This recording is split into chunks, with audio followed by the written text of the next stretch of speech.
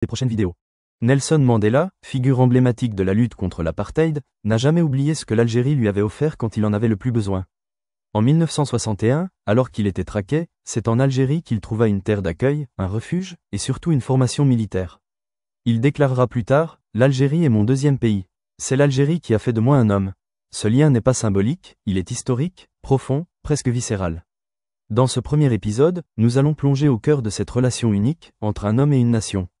Car comprendre l'attachement de Mandela à l'Algérie, c'est aussi comprendre pourquoi l'Afrique gagnerait aujourd'hui à consolider ses relations avec ce pays clé du continent. À travers cette histoire, c'est toute la dimension panafricaine de l'Algérie qui s'éclaire. Un exemple de solidarité à méditer dans un continent en quête d'unité. Pour comprendre le lien entre Mandela et l'Algérie, il faut d'abord revenir à ce qu'était l'Algérie dans les années 60, une nation fraîchement libérée du joug colonial, victorieuse après une guerre brutale contre la France. Ce combat pour l'indépendance a marqué l'Afrique entière. L'Algérie devient rapidement un symbole de résistance, un phare pour tous les peuples opprimés du continent. Elle offre une tribune, un soutien logistique et une formation militaire à de nombreux mouvements de libération. Les ANC sud-africains, MPLA angolais, FRELIMO mozambicains ou encore PAIGC bissau-guinéens y trouvent tous un appui solide. Lorsque Mandela arrive clandestinement en Algérie, il y découvre un pays frère, une cause commune et un exemple. Il comprend que l'Afrique peut se libérer par elle-même, à condition que les peuples se soutiennent mutuellement. C'est là que naît en lui cette conviction profonde. L'unité africaine passe par la reconnaissance des sacrifices et des solidarités. L'Algérie n'était pas seulement un modèle, elle était une alliée active, prête à défendre la dignité noire au-delà de ses frontières. Un rôle que peu de pays ont eu le courage d'assumer à ce point. Mandela ne s'en est jamais caché, c'est en Algérie qu'il a reçu sa première formation militaire. À peine arrivé dans les maquis de l'Armée de Libération Nationale, ALN, il est accueilli comme un frère. Là, il apprend à manier les armes, à organiser une guérilla, mais surtout à forger un esprit de discipline et de résistance. Pour lui, ce séjour fut une révélation. Il dira même plus tard que les combattants algériens lui ont enseigné le courage, la stratégie et la détermination. Cette expérience lui servira de socle lorsqu'il retournera en Afrique du Sud pour fonder la branche armée de l'ANC, Umkhonto we Sizwe. L'Algérie ne s'est pas contentée de le soutenir de loin. Elle a formé, équipé, préparé Mandela à devenir ce qu'il est devenu, un leader prêt à affronter l'adversité avec intelligence et endurance. Cette formation militaire ne symbolise pas seulement un apprentissage technique, mais une profonde fraternité panafricaine. Elle prouve que l'Algérie voyait dans la lutte sud-africaine un combat commun, une suite logique à son propre chemin vers la liberté. Lorsque Mandela est arrêté en 1962 puis condamné à la prison à perpétuité, l'Algérie ne se tait pas. Bien au contraire, sur la scène internationale, Alger devient l'un des porte-voix les plus déterminés contre l'apartheid. À l'ONU, à l'Union africaine, lors de rencontres bilatérales, l'Algérie plaide sans relâche pour la libération de Mandela et pour l'isolement du régime sud-africain. Elle offre également un soutien concret à l'ANC, formation, armes, hébergement, appui diplomatique. Les ambassades algériennes deviennent parfois des relais pour le mouvement de libération sud-africain. Ce soutien constant, inconditionnel, traverse les années sans faiblir. Dans une Afrique souvent divisée, l'Algérie reste ferme et cohérente. Même lorsque d'autres se taisent ou composent avec Pretoria, Alger garde le cap. Cette constance impressionne Mandela. Depuis sa cellule, il sait qu'un pays, à des milliers de kilomètres, ne l'a jamais oublié. Ce soutien symbolise la profondeur d'un lien forgé dans la lutte, et non dans l'opportunisme. Une leçon de fidélité politique qui donne à la diplomatie algérienne une aura particulière. En 1990, quelques semaines après sa libération, Nelson Mandela entame une tournée internationale. Et devinez quel est le premier pays d'Afrique qu'il choisit de visiter ? L'Algérie. Ce n'est pas un hasard, mais un hommage. À Alger, il déclare publiquement « C'est ici que j'ai reçu ma première leçon de combat ». Son émotion est palpable. Il retrouve les anciens compagnons de lutte, les officiers qu'il avait formés, les responsables politiques qu'il avait soutenus dans l'ombre. Ce voyage est plus qu'une visite diplomatique, c'est un retour aux sources.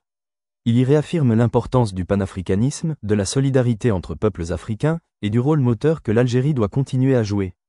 Ce moment fort est largement couvert dans les médias du monde entier. Mandela montre à la face du monde que l'Algérie n'était pas un acteur passif, mais bien un pilier du combat contre l'injustice raciale. Ce geste de reconnaissance, rare dans la diplomatie, prouve que la mémoire a de la valeur et que l'Algérie mérite sa place dans l'histoire des grandes libérations du XXe siècle. Après sa libération, Mandela fait plus qu'honorer l'Algérie par ses mots. Il renforce les liens entre les deux pays par des actes. Des accords de coopération sont signés, dans les domaines de la sécurité, de l'énergie, de l'éducation. L'Afrique du Sud reconnaît à l'Algérie un rôle diplomatique de premier plan, en particulier sur les dossiers africains. Cette fraternité politique se transforme en partenariat. Les élites des deux nations échangent, se forment, dialoguent.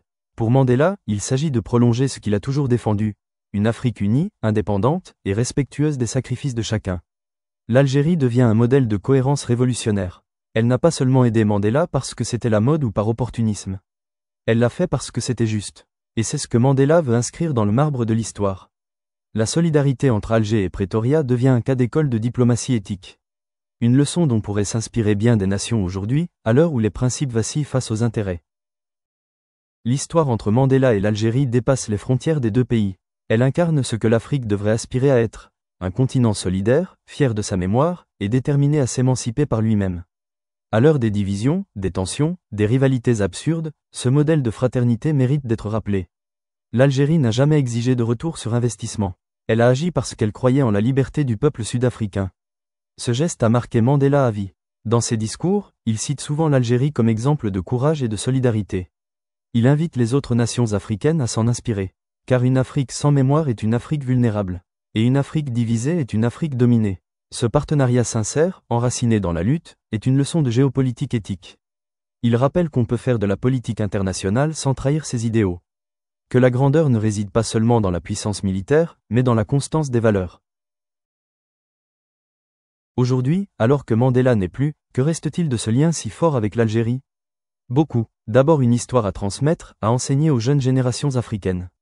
Car c'est dans la mémoire des alliances justes que se bâtissent les consciences politiques. Ensuite, une diplomatie que l'Algérie continue d'incarner, souvent discrète, mais fidèle à ses principes. Malgré les tensions régionales, les malentendus, les jeux d'influence, l'Algérie maintient cette ligne. Aider sans dominer, dialoguer sans soumission, défendre les causes justes sans attendre de récompense. C'est cette posture qui avait séduit Mandela. Et c'est cette posture qui devrait, aujourd'hui, inspirer d'autres nations africaines. Car dans un monde de plus en plus polarisé, l'Afrique a besoin de voix sincères, cohérentes et fidèles à l'idéal panafricain. L'histoire de Mandela et de l'Algérie est un rappel puissant. Les grandes amitiés naissent dans les épreuves. Et parfois, ce sont elles qui façonnent l'avenir d'un continent tout entier. L'Algérie, malgré les défis actuels, continue de défendre une vision panafricaine fondée sur la solidarité, la souveraineté et la coopération. Le pays ne veut pas d'hégémonie, mais d'un partenariat équilibré, où les voix africaines comptent réellement. Sa politique étrangère, parfois incomprise ou caricaturée, vise une stabilisation durable du Sahel et la souveraineté réelle des États africains. Alors que certains voisins adoptent une attitude hostile ou méfiante, l'Algérie maintient le cap d'une diplomatie de la main tendue, consciente que l'avenir de l'Afrique dépendra de la capacité des peuples à s'unir et à dialoguer. Plus qu'une posture, c'est une conviction forgée par l'histoire et le sang versé pour la liberté. Ce positionnement mérite aujourd'hui d'être reconnu, soutenu et renforcé. L'histoire a montré que les divisions profitent toujours aux puissances extérieures, jamais aux peuples africains. L'Algérie le sait, et c'est pourquoi elle tend la main à ses voisins, même lorsque ceux-ci la rejettent. Cette persistance est le reflet d'une compréhension profonde des enjeux actuels, sécurité collective, indépendance économique, coopération culturelle. L'Afrique ne pourra relever les défis du XXIe siècle que si elle fait front commun. Et dans cette dynamique, l'Algérie n'est pas l'ennemi de ses frères, mais un allié précieux, une mémoire vivante, une force tranquille. À chacun maintenant de voir au-delà des discours convenus, et de comprendre que la véritable puissance de l'Afrique viendra de l'unité, pas de la méfiance. Merci d'avoir regardé cette vidéo jusqu'au bout. Si tu veux continuer à comprendre les enjeux majeurs entre l'Algérie, l'Afrique et le monde, abonne-toi, active la cloche, et surtout, partage cette vidéo autour de toi. Chaque semaine, on analyse l'actualité géopolitique avec clarté et profondeur. Ton soutien, c'est ce qui nous permet de continuer à produire du contenu indépendant et engagé. Merci, et à très vite sur la chaîne.